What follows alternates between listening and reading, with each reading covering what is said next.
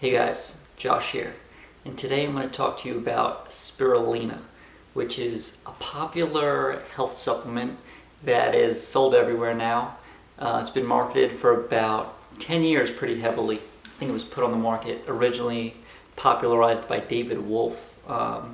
Anyway, Spirulina is blue-green algae, and people use it as powders and put it in smoothies and oatmeal and all kinds of stuff. And I'm here to tell you why I think it is super toxic and dangerous and you should never eat it ever.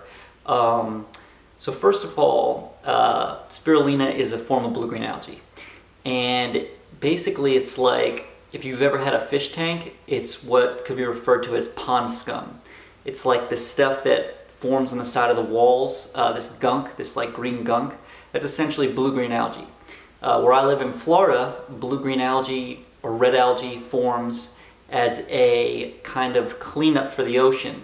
When pesticides run off from Lake Okeechobee, a lot of algal blooms will form and they kind of like absorb toxins in the ocean. So one of the functions of algae in nature is to absorb toxins. So that's the first reason why you shouldn't be eating algae. Because in general its function is to absorb toxins and you don't want to eat those toxins. So what's being found in blue-green algae, or spirulina, which is also known as cyanobacteria, is two major toxins. One's called BMAA, and this is a neurotoxin, and it's commonly found in people's spinal cords. And they found a correlation with this toxin and Alzheimer's disease and Parkinson's disease. So BMAA, that's the first one. In spirulina, not good. Second one is hepatotoxins, mycocystines. These are liver toxins. They damage your liver and they damage your gastrointestinal tract. And people consuming spirulina are putting themselves at risk of both of these things. There was a study in Germany. They sampled 13 different types of blue-green algae. It's like spirulina, same thing basically. And they found cytotoxins in all of these, in every single sample they sampled. And that is, so basically these things do damage to every cell. They can do damage to every cell in the body. They're capable of that. And then also there was a Chinese study where they sampled a bunch of different spirulina products, and they found every single spirulina product had over the limit of heavy metals that they were looking for. They were all contaminated basically with heavy metals. And the heavy metals that showed up were arsenic, cadmium, and lead. So those were the three that were definitely showing up. I don't know if there was any others that showed up as well. So there you've got the preliminary stuff with spirulina, why it's crazy to just eat it. But furthermore, it's very popular amongst vegans and vegetarians, like spirulina. They're putting it in everything because they saw it on some podcast or heard about it. Somebody told them to eat it. They ate it. But some very prominent vegan and non-vegan health educators out there, such as Dr. Michael Greger, who's looked at as like, the Pope of veganism. He says don't eat spirulina. He doesn't recommend it, and he doesn't say it's safe for human consumption. That's his stance, and he's said that publicly. And also a guy who's very popular, he's not a vegan or a vegetarian, but Dr. Andrew Weil, he says spirulina is not safe for human consumption as well. He doesn't recommend it.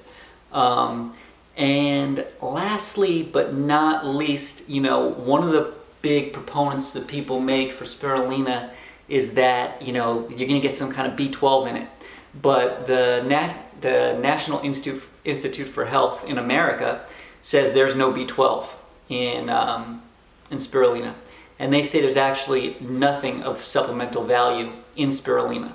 You can look all these things up, of course. But there is no B12 in spirulina. There's an analog form of pseudo B12 in spirulina supposedly, but this is not actual B12. It's not bioavailable to the human body.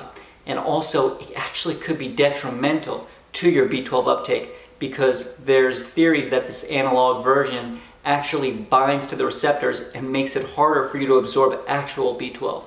So it gets more absurd as you look into it. Some other things to take into account are, people make the argument that spirulina has got a lot of protein in it per weight, but it's also kind of crazy. It's a crazy thing to say because people are taking like teaspoons or tablespoons that, maybe a few tablespoons at most of spirulina, as opposed to if someone was going to eat like a high protein meal like a steak or a piece of chicken like 350 grams, or 400 grams, try eating 350 grams of spirulina. You'll have like a whole bowl of spirulina, cyanobacteria.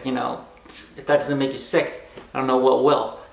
So these arguments are kind of ridiculous that you're going to get a lot of protein in spirulina. And also it is a very high vitamin A food, which if you're not aware, there's two main vitamins that you can be toxic in from getting too much of them.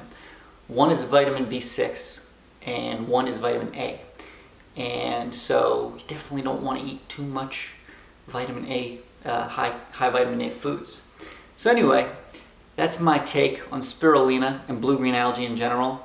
I think it's kind of crazy to be eating it, It's called cyanobacteria for a reason. It's cyanide and bacteria. And it's just, you don't see people going into the ocean with spoons or into lakes with spoons and eating, the algae. It's ludicrous. So anyway, hope you got something out of this video. If you're gonna eat spirulina, just think twice about it. Do the research before you put it in your body. And have a good day. Take care.